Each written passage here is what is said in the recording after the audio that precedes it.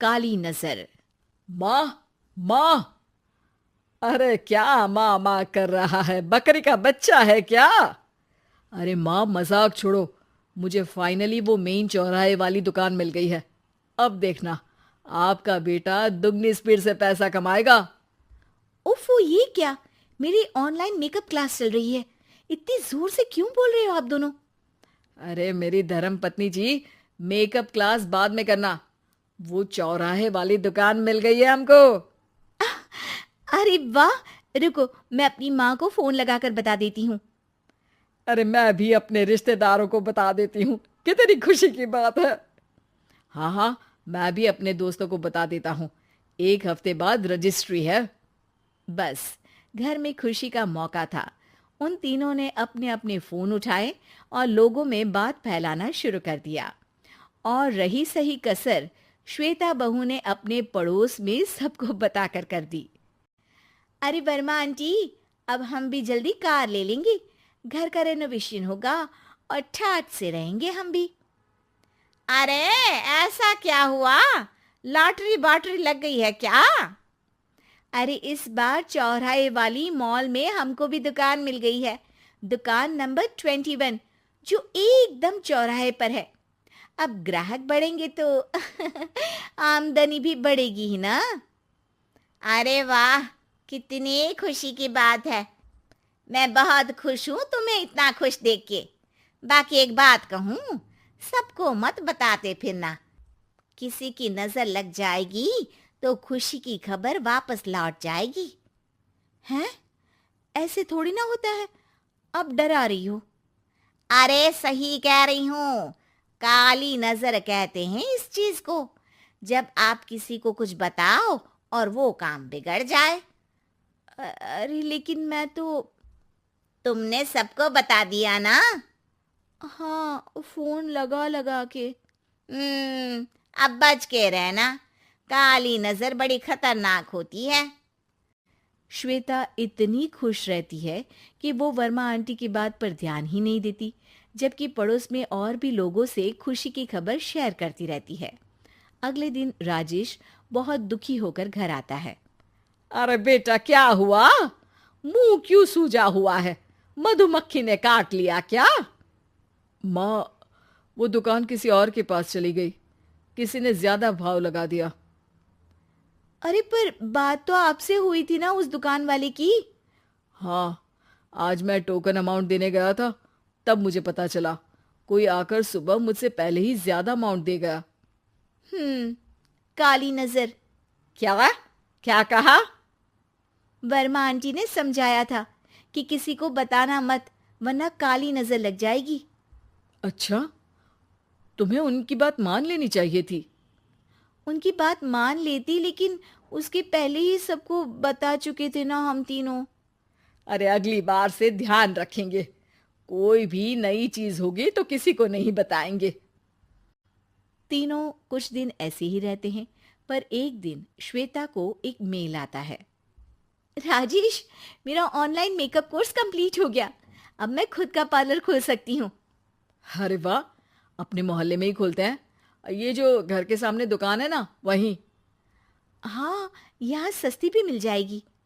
अगले दिन श्वेता वर्मा आंटी के पास जाती है, मिठाई का डब्बा लेकर। अरे आओ आओ, कैसे आना हुआ? जोर से नहीं बोलूंगी। वो सामने वाली दुकान है ना, वहां मैं अपनी पार्लर की दुकान खोलने वाली हूँ। उसकी मिठाई है। अरे वाह, बहुत बधाई हो तुमको।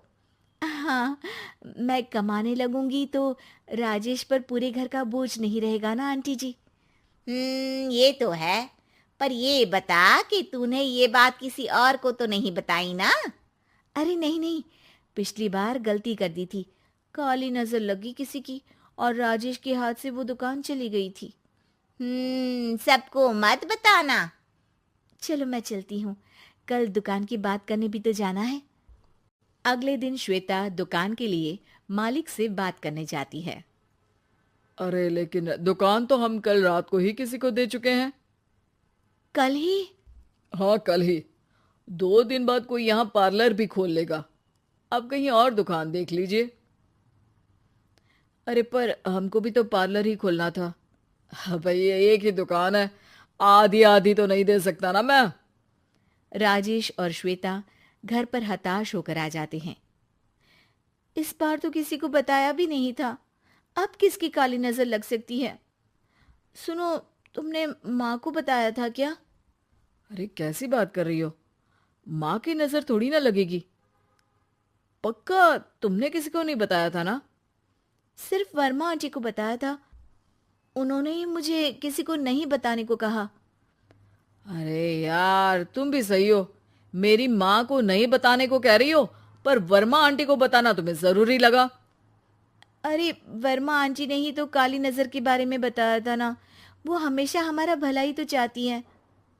मेरी माँ भी हमारा भला ही चाहती है। अरे पर चिल्ला क्यों रहे हो? बात नहीं कर सकते क्या आराम से? नहीं आता वो आराम से बात करना, और करना भी नहीं चाहता हूं मैं। दुकान जाने का दुख गुस्से में बदल गया था और राजेश और श्वेता में बात बंद हो गई थी। 2 दिन बाद मोहल्ले में पार्लर का इनॉग्रेशन हुआ, जिसमें मोहल्ले के सभी लोगों को बुलाया गया, पर श्वेता, राजेश और माँ नहीं जाते। माँ, अंदर आ जाओ, क्या देख रही हो? अरे नया पार्लर देख रही हूं अपने आंगन से। देखो, माँ को दूसरे का सुख देखने में कितना मजा आ रहा है, मेरा दुख नहीं दिख रहा इन्हें। यहाँ मेरा पार्लर भी तो हो सकता था। अरे चुप रहो यार, हर बात में लड़ाई क्यों ढूंढ रही हो?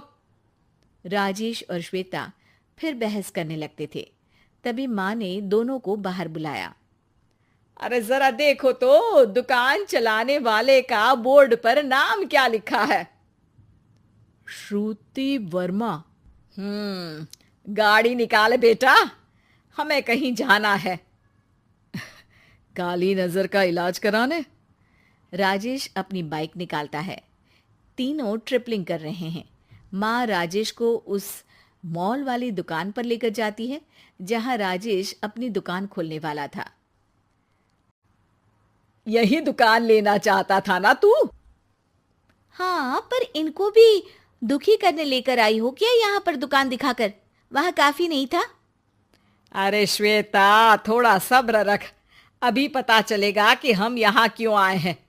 बता, इस दुकान चलाने वाले का नाम क्या है? अनुपम वर्मा। कुछ समझ में आया?